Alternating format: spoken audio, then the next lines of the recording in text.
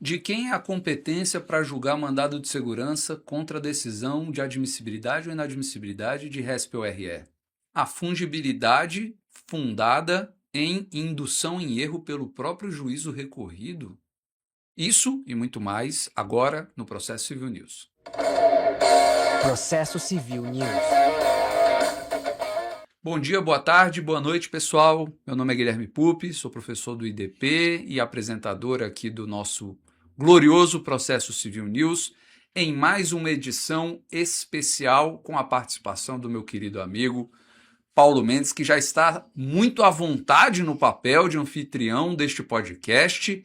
Becker que se cuide, mas que muito me honra aqui com a sua presença na substituição do nosso insubstituível Rodrigo Becker, que está em suas merecidas férias. Paulo, mais uma vez, brigadíssimo aí pela parceria e disponibilidade. Olá, meu amigo. É uma alegria estar aqui mais uma vez.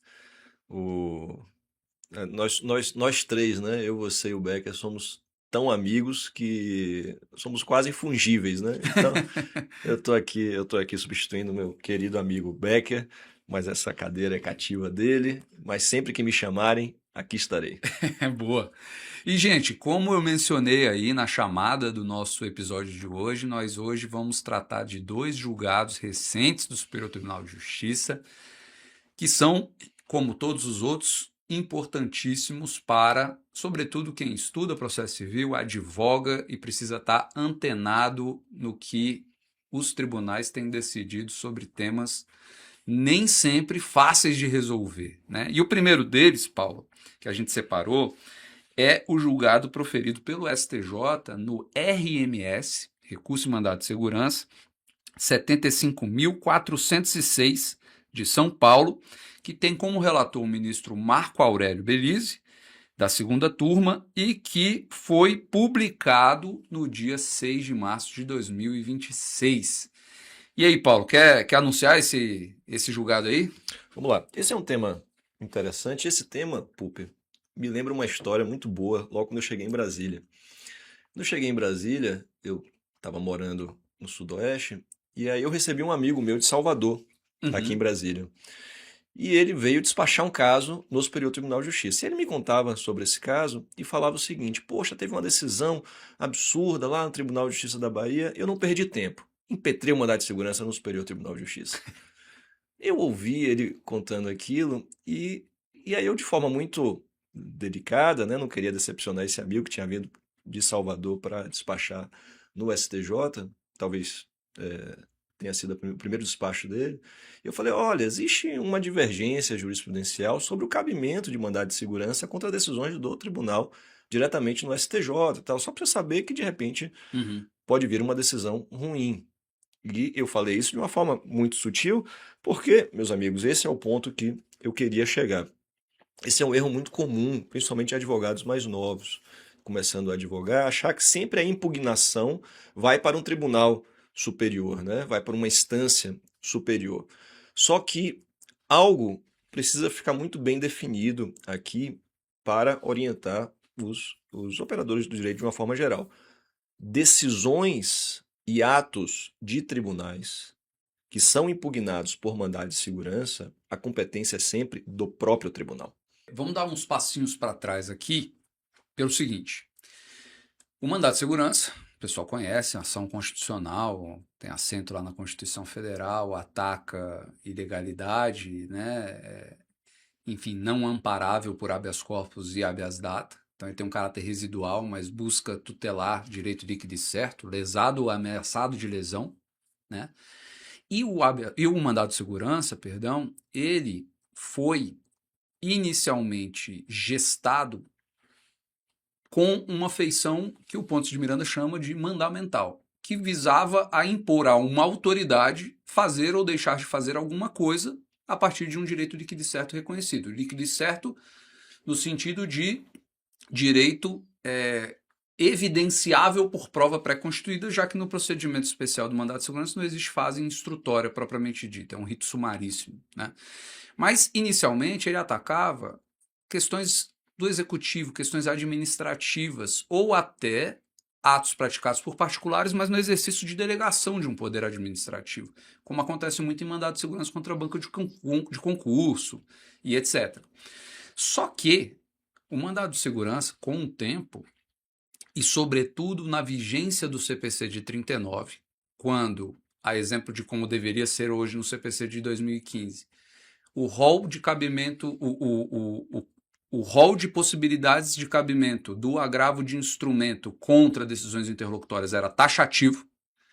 O que fez a advocacia foi, diante da irrecorribilidade de determinadas decisões, começar a lançar mão de dois instrumentos. Primeiro, o instrumento de correição, que tem uma natureza administrativa, né, disciplinar, para atacar atos jurisdicionais, a falta de forma de atacar aquelas interlocutórias não agraváveis, e o mandado de segurança.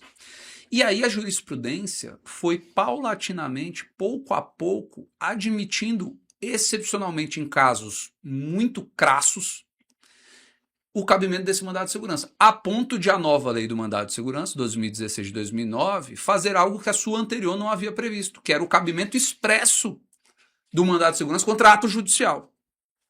Só que tanto a lei quanto a jurisprudência condicionaram esse cabimento do mandado de segurança contra ato judicial a algumas coisas bem estritas, bem rígidas. Primeiro, que o ato não estivesse transitado em julgado. Segundo, que contra o ato não coubesse recurso, porque o mandado de segurança só serviria como sucedâneo recursal quando não coubesse recurso como via ordinária de impugnação. E, finalmente, que o ato judicial atacado fosse teratológico. E aí esse é um problema, né? A gente consegue... Primeiro, já é discutível, tem doutrinadores hoje em dia que falam que mesmo as decisões não prontamente agraváveis não são irrecorríveis. Elas ficam com a sua recorribilidade diferida para a apelação. Então, muitos doutrinadores hoje colocam em dúvida o ainda cabimento do mandado de segurança, porque seria muito difícil você encontrar situações de decisões irrecorríveis, embora elas existam. E a gente vai falar de algumas aqui. Mas, ainda que eu vencesse essa condicionante, a gente entra numa outra um pouco mais subjetiva, que é a questão da teratologia, né, Paulo? Se você for pesquisar na jurisprudência dos tribunais, mandado de segurança contra ato judicial, você vai ver diversas e diversas decisões falando, a decisão tem que ser teratológica. Mas muitíssimo dificilmente você vai encontrar uma decisão que dá um exemplo do que seria uma situação teratológica. Então isso fica ali num terreno um pouco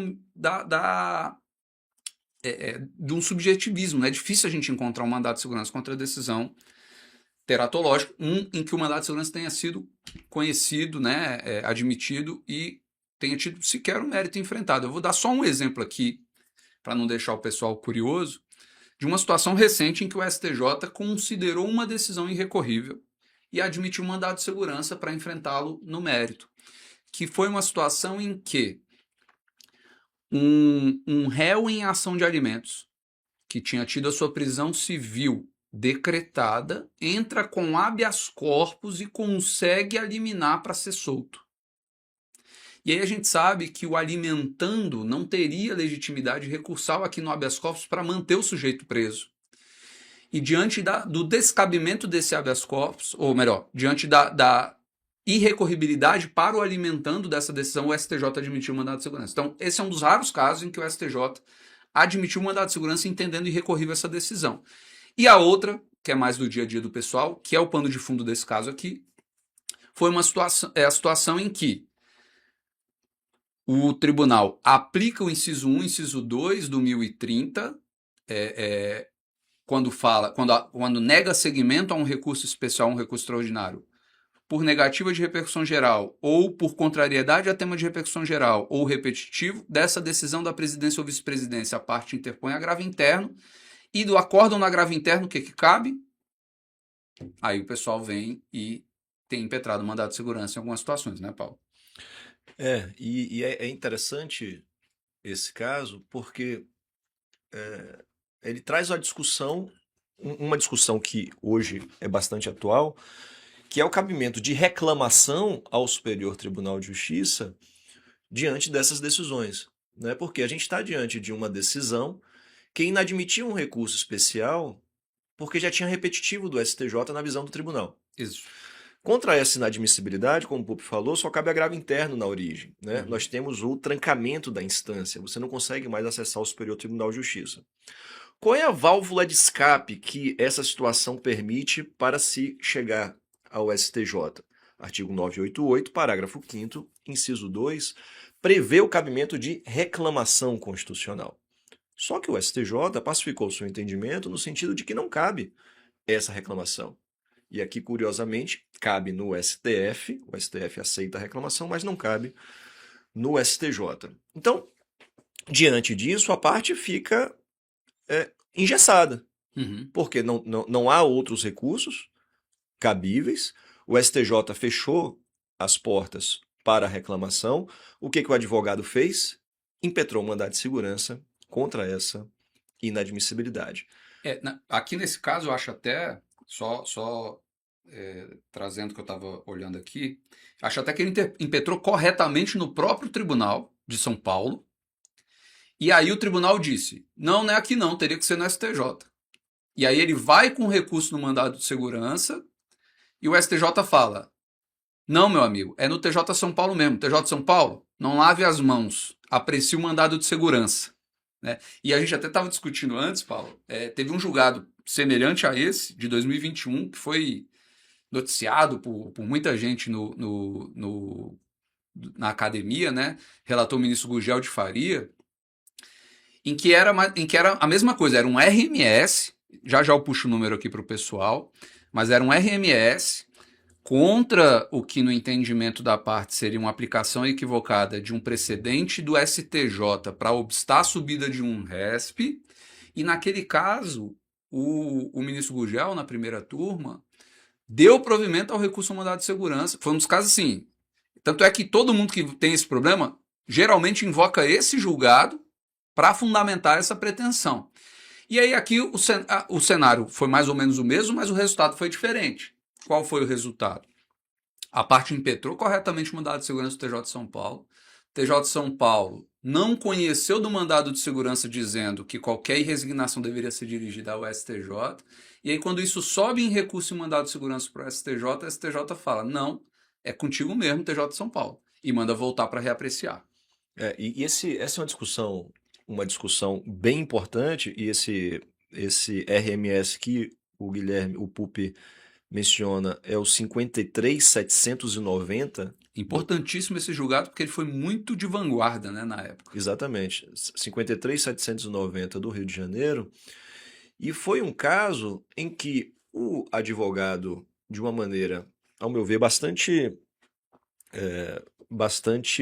engenhosa, ele olhou para o sistema recursal, o sistema de impugnação de decisões judiciais, ele falou, olha, não tenho mais recursos. Aí ele olha para o cardápio de sucedâneos recursais que tem à disposição dele. O primeiro seria a reclamação. O CJ disse que não cabe. Então, assim, diante dessa... Aresp, né? Não cabe. Outro RESP, questionável. O cara...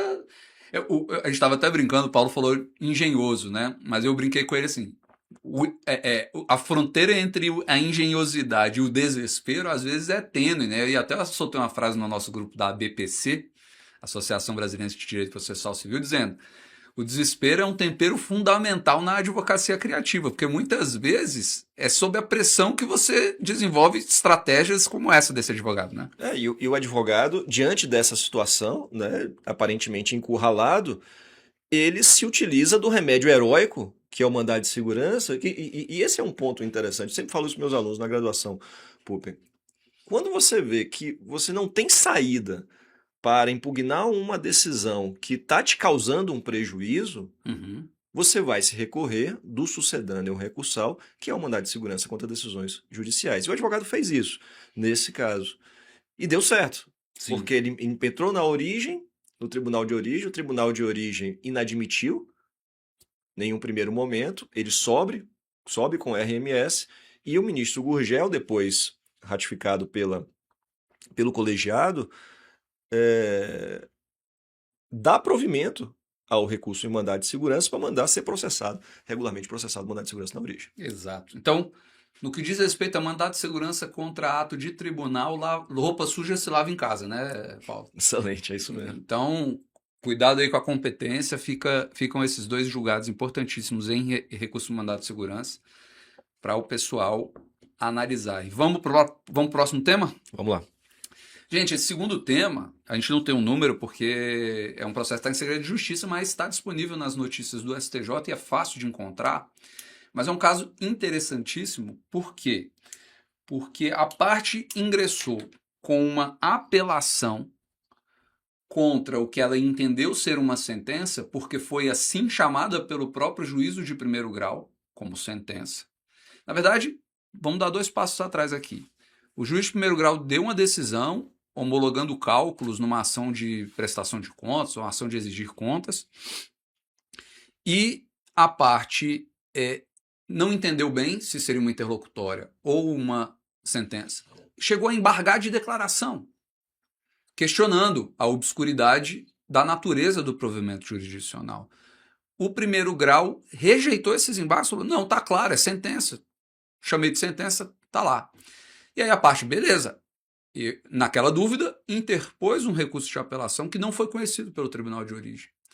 E aí o sujeito foi ao STJ e o STJ decidiu que, até mesmo por ter sido induzido em erro pela forma como redigida e rotulada a decisão de primeiro grau, se aplicaria aqui a fungibilidade para receber a apelação como agravo de instrumento e mandou voltar para que o tribunal assim o fizesse. Interessante o caso, né, Paulo? Interessantíssimo, né? Principalmente porque são recursos que têm uma dinâmica de processamento bem distinto, né? Porque a apelação, a gente sabe, a gente interpõe em primeira instância e o agravo seria interposto diretamente no tribunal. E eu costumo também dizer, Pupi, eu dou aula de recursos desde sempre, né? Então esse é um tema que eu trabalho bastante na graduação com meus alunos. E para a gente identificar o recurso cabível, você parte primeiro da análise da decisão que é impugnada. Uhum. E a decisão, ela deve ser classificada não pelo rótulo que o juiz confere a ela, mas sim pelo seu conteúdo. Exato. Então, um bom advogado deve sempre verificar de que decisão se trata para poder definir o recurso a ser interposto. Porque muitas vezes o juiz rotula inadequadamente a decisão. Um exemplo. É muito comum, por exemplo, logo com o advento do novo código, aquela decisão de julgamento antecipado parcial de mérito ser rotulada de sentença. Os juízes faziam isso, sentença parcial, o que fazia com que as partes acabassem interpondo apelação. Outro exemplo muito comum é quando o juiz chama de despacho aquela decisão inicial do processo que diz: não vou apreciar o seu pedido de tutela provisória, mas só depois da contestação, da oitiva da outra parte. O que é essencialmente essa decisão? Agora não. Talvez depois. Ou seja, essa manifestação judicial, ao meu ver, tem um claro conteúdo decisório. Sobretudo quando as coisas são urgentes, né? Exatamente. Então, se tem um conteúdo decisório, não é simplesmente um despacho, como juízes geralmente rotulam. É uma decisão que pode ser impugnada por agravo de instrumento. Bem nessa linha que você está falando, o professor Jorge Amauri, sempre saudoso professor Jorge Amauri, falava com genialidade o seguinte: se você coloca ketchup num vidro de maionese, ele continua sendo ketchup. Que é exatamente isso daí. Você qualifica, você classifica a decisão e, como o Paulo disse, essa é a primeira medida para quem vai recorrer, é identificar de que decisão se trata. Pelo conteúdo, não pelo rótulo. Até porque muitas vezes a gente sabe que essas decisões são minutadas por assessores ou até hoje com o uso de inteligência artificial. E esse tipo de erro material não é tão difícil de acontecer. E a parte tem que estar atenta. E me parece aqui que estava tão atenta que embargou, teve o cuidado de embargar. E esse ponto foi levado em conta pelo STJ, que fala: no julgamento dos embargos, o próprio juízo de primeiro grau confirmou ao se referir à sentença embargada. Então, assim, não foi um erro só, ou um erro de premissa, ou um mau enquadramento. foi uma reiteração disso. E a gente não pode simplesmente desconsiderar a possibilidade de a parte aqui ter sido induzida em erro, ainda que de boa fé. E aí a gente lembra, né, do princípio da fungibilidade. Hoje o CPC traz hipóteses previstas legalmente para a aplicação da fungibilidade, mas independentemente dessas hipóteses, já foi objeto de um outro episódio nosso, é possível que a própria jurisprudência identifique situações para a aplicação do princípio da fungibilidade que, como a gente lembra, exige que o erro seja excusável, que não haja um erro grosseiro no cabimento, que tenha sido observado o prazo do recurso, que seria o recurso cabível, justamente para evitar que a parte de má-fé use o recurso descabido quando tenha perdido o prazo para o recurso cabível e pleiteie a fungibilidade, e um mínimo de identidade no que diz respeito à regularidade formal entre os dois recursos. E, no entendimento da STJ, todos esses condicionantes estavam previstos, mas o que chama atenção aqui é, diferentemente de outras situações em que a jurisprudência cria ali uma presunção de erro grosseiro a partir de uma mudança, muitas vezes uma mudança legislativa, um recurso novo, ou um novo enquadramento, etc. Aqui, o STJ fez uma análise do erro excusável a partir de uma circunstância ocorrida no caso concreto. Então não era um erro excusável disseminado a partir de uma dificuldade ou de uma ambiguidade normativa, de uma lei nova ou de uma mudança de código. Aquela ideia de dúvida objetiva, né? Exatamente. Aqui foi uma circunstância específica do caso concreto que ensejou o que o STJ entendeu como um erro excusável. E aí veja uma coisa também importante, Pupi, que quando o STJ coloca uma tinta nessas circunstâncias que levaram a parte a erro, em alguma medida, ele está dizendo assim, ó, fica esperto. Porque se não tivessem essas circunstâncias, eu ia exigir do advogado um preparo adequado para ele identificar precisamente qual era a decisão e manejar o recurso correto. Exato. Né? Mas aqui não, aqui a parte tomou todas as cautelas, o juiz que se equivocou induziu a parte a esse caminho e em razão disso eu vou aplicar a fungibilidade. Exato. Na linha de que a fungibilidade no sistema recursal brasileiro, ela ainda é aplicada com muita resistência, de forma muito excepcional. Né? O princípio da fungibilidade, ele exige tantos requisitos, porque a regra no direito brasileiro, nos tribunais brasileiros, na nossa jurisprudência, é o princípio da guilhotina. Errou o recurso cabível, vai ser inadmitido. A regra não é a fungibilidade. A regra é a inadmissibilidade do recurso cabível. Tanto é que eu costumo dizer, Pupi, que a ideia de dúvida objetiva e erro grosseiro são as duas faces da mesma moeda. Né? Se não houver dúvida objetiva, em regra, haverá erro grosseiro. Perfeito. É isso, pessoal. E vamos para a nossa parte de indicações, né, Paulo? Eu tenho aqui duas, Paulo também. Minhas duas indicações aqui iniciais são dois livros, um em pré-venda, novidade, e o outro já em venda, mas também lançamento recente, ambos da nossa inigualável editora TOT, que muito honra aqui o nosso Processo Civil News com o seu apoio e o seu cupom de desconto para os nossos espectadores, ouvintes, enfim. E você pode usar esse desconto, inclusive, para essas duas obras aqui. A primeira delas tem como um dos organizadores o nosso querido Paulo Mendes, juntamente com o Rodrigo Neri, dois amigos queridos.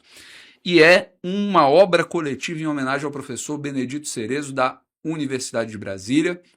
E o título é Processo, Acesso à Justiça e Tutela dos Direitos. Obra com diversos artigos. Eu, muito prazerosamente, contribuí com um, mas tem vários nomes lá, melhores que o meu, com vários escritos interessantíssimos. E o segundo é do Guilherme Veiga, Jurisdição Constitucional Dialógica, Legitimidade, Procedimento e Produção de Conhecimento no Supremo Tribunal Federal, com o prefácio do ministro Luiz Edson Fachin, ambos os livros pela editora TOT, disponíveis aí, o primeiro para pré-venda, o segundo já para venda, né, Paulo? Vamos lá. Duas indicações. Falamos de Mandado de Segurança, um dos livros mais importantes no direito brasileiro sobre mandado de segurança, é do nosso querido professor Henrique Mouta. Então, indico efusivamente o livro do professor Moulton, uma referência aí para todos nós, e falamos sobre fungibilidade. Um dos livros clássicos sobre o princípio da fungibilidade é do professor Eduardo Lamy, cujo título é Princípio da Fungibilidade no Processo Civil, que já é também uma grande referência nesse assunto. Boa, é isso. Tem abraço, Paulo? Nosso abraço hoje vai também para o nosso amigo Rodrigo Becker, que não está aqui com a gente. Eu estou cumprindo esse papel porque estou aqui no lugar do meu querido amigo Becker. Becker, onde quer que você esteja, um forte abraço.